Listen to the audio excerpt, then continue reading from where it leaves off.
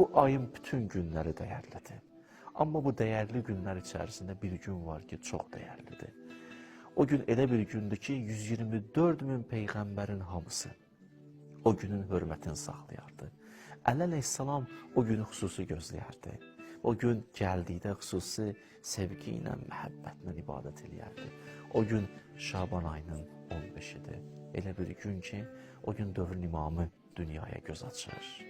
Bəşəriyyətin xilaskarı, elə bir şəxsiyyət ki, dünya bugün ona daha çox ehtiyacı olduğunu hiss etməkdədir.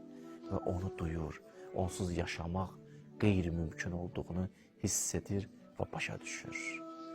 Və o gün ibadət eləmək, o gün əhya saxlamaq, oyaq qalmaq xüsusi tövsiyə olunub.